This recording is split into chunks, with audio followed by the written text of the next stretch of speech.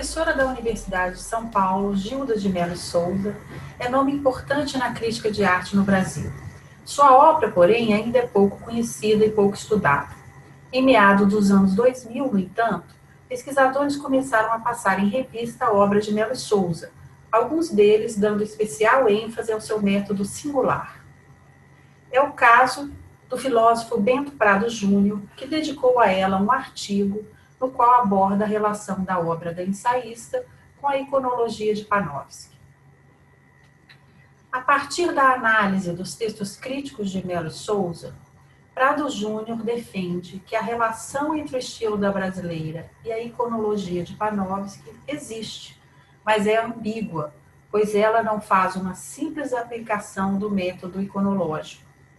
Prado Júnior associa o sentido mais fundo do ensaio crítico da autora à hermenêutica filosófica do alemão Hans-Georg Gadamer, que tem a fenomenologia como base. As palavras de Bento Prado Júnior servem para estimular um novo caminho de abordagem da obra de Mello Souza. Pensar sua crítica a partir da hermenêutica filosófica de Gadamer, que não é oposta à iconologia, mas um passo adiante em direção ao aprofundamento do sentido filosófico da obra de arte. Segundo Prado Júnior, o que aproxima o trabalho de Mello Souza ao de Panofsky é a busca por códigos, tipos e significações nas obras de arte. Mas a iconologia praticada por ambos possui, segundo o filósofo, espíritos diferentes. Ele identifica no teórico alemão a preocupação em desenvolver um método que responda às exigências do conhecimento científico, preocupação esta que não está presente em Mello Souza. A própria Mello Souza destacou o caráter não sistemático do seu método e o de seus colegas de grupo Clima.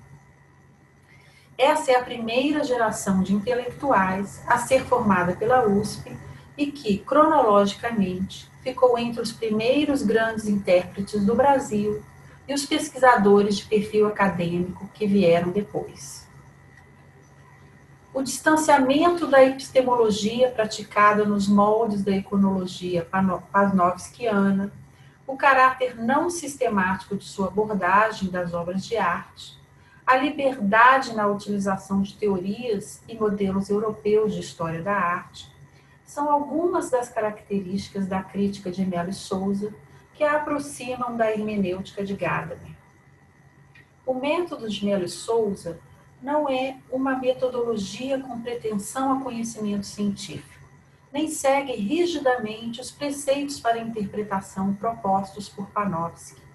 Está mais próximo do diálogo sugerido por Gadamer como método das ciências humanas. Para o filósofo alemão, a tarefa da hermenêutica não diz respeito apenas à interpretação de textos ou ao método das ciências humanas. Seguindo os passos de Heidegger, ele entende a compreensão como fundamento existencial, como o próprio modo de ser do homem no mundo. A hermenêutica de Gadamer não abdica, no entanto, da reflexão sobre as ciências humanas. Pelo contrário, para Gadamer, as experiências da arte, da história e da filosofia são paradigmas para pensar a compreensão como modo de ser do homem no mundo. Mesmo as artes não linguísticas estão no âmbito da tarefa hermenêutica. No caso das artes plásticas, ao se interpretar um quadro, por exemplo, não se está apenas a descrever suas características formais e simbólicas, suas relações com a sociedade e a história, como propõe a iconologia de Panofsky. Está-se colocando em jogo também a si próprio existencialmente. Segundo Gadamer, a obra de arte diz algo a alguém, e isso não apenas como um documento histórico, diz algo ao historiador. Ela diz algo a cada um como se isso fosse dito expressamente a ele. Desse modo, vem à tona a tarefa de compreender o sentido daquilo que ela diz e de torná-lo compreensível para si e para os outros. Por isso, mesmo a obra de arte não linguística cai no âmbito propriamente dito das tarefas da hermenêutica. Ao nos colocarmos em contato com uma obra, seja como leitor, espectador ou ouvinte, buscamos conhecê-la. A esse ato interpretativo subjaz a pergunta: quem é você, a obra? A qual a obra nos devolve com: quem é você que me interroga? Uma interpretação cujo método se aproxime ao da ciência é limitada para abordar a arte, pois não é capaz de alcançar a experiência artística em sua totalidade, o que inclui as questões existenciais colocadas ao intérprete. Para Gadamer, o método das ciências humanas é o diálogo, que tem como modelo a dialética platônica de pergunta e resposta. Mas como é possível chegar ao perguntar? Colocando-se na posição de quem não sabe, diz Gadamer. Quem tem certeza de tudo, não se pergunta nada. Segundo ele, o que torna tão difícil reconhecer que não se sabe é o poder exercido pela opinião vigente. É possível dizer que a crítica de Gilda de Mello e Souza foi contra a opinião vigente em sua época em vários aspectos. Primeiro, o estilo ensaístico contrastava com a pretensão científica característica do meio acadêmico. Os temas e as obras escolhidos por ela como objeto de crítica também não eram considerados os mais nobres para as ciências humanas, a começar pelo assunto de sua tese de doutorado, A Moda no Brasil do século XIX. Ao longo de sua trajetória, Mello e Souza mesclou a abordagem da obra de grandes autores da cultura brasileira com outros que estão fora do cânone. É o caso também dos teóricos eleitos por ela para nortear sua crítica, como Gombrich e Panofsky, cujos métodos iconológicos eram pouco prestigiados no Brasil na primeira metade do século XX.